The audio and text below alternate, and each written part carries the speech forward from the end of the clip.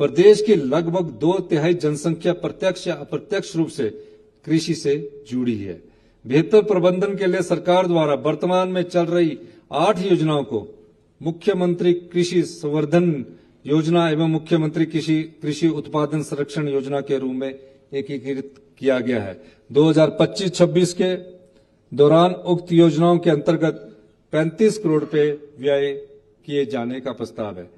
प्रदेश में ग्रामीण अर्थव्यवस्था के मुख्य स्तंभ किसानों के हित में सरकार agriculture loan interest subvention scheme लाएगी, जिसके तहत ऐसे किसान जिनकी जमीन नीलामी की कगार पर आ गई हो, उनके द्वारा लिए गए 3 लाख रुपए कृषि लोन को चुकाने हेतु सरकार बैंकों के माध्यम से वन टाइम सेटलमेंट पॉलिसी लाएगी।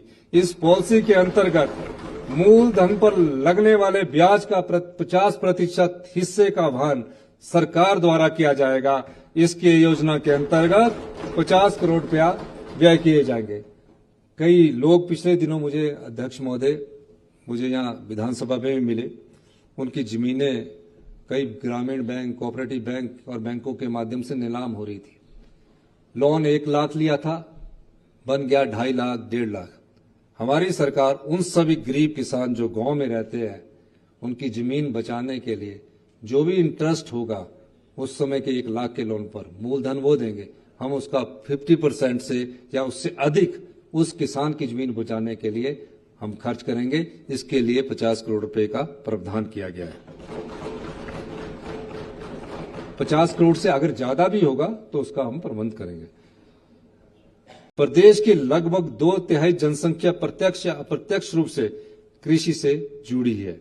बेहतर प्रबंधन के लिए सरकार द्वारा वर्तमान में चल रही 8 योजनाओं को मुख्यमंत्री कृषि संवर्धन योजना एवं मुख्यमंत्री कृषि उत्पादन संरक्षण योजना के रूप में एकीकृत किया गया है। 2025-26 के दौरान उक्त योजनाओं के अंतर्गत 35 करोड़ रुपए व्यय किए जाने का प्रस्ताव है।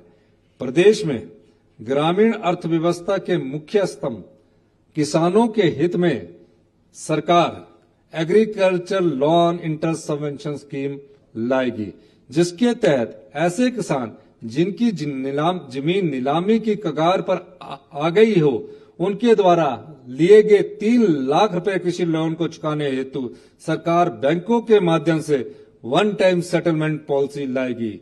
इस पॉलिसी के अंतर्गत मूलधन पर लगने वाले ब्याज का 50% हिस्से का वहन सरकार द्वारा किया जाएगा। इसके योजना के अंतर्गत 50 करोड़ रुपया व्यय किए जाएंगे। कई लोग पिछले दिनों मुझे अध्यक्ष महोदय यहाँ विधानसभा में मिले। उनकी जमीनें कई ग्रामीण बैंक, कोऑपरेटिव बैंक और बैंकों के माध्यम से नीलाम हो रही थी। लोन 1 लाख लिया था, बन गया 2.5 लाख, 1.5 लाख। हमारी सरकार उन सभी गरीब किसान जो गांव में रहते हैं, उनकी जमीन बचाने के लिए जो भी इंटरेस्ट होगा उस समय के 1 लाख के लोन पर मूलधन वो देंगे, हम उसका 50% से या उससे अधिक उस किसान की जमीन बचाने के लिए हम खर्च करेंगे। इसके लिए 50 करोड़ रुपए का प्रावधान किया गया है। 50 करोड़ से अगर ज्यादा भी होगा तो उसका हम प्रबंध करेंगे।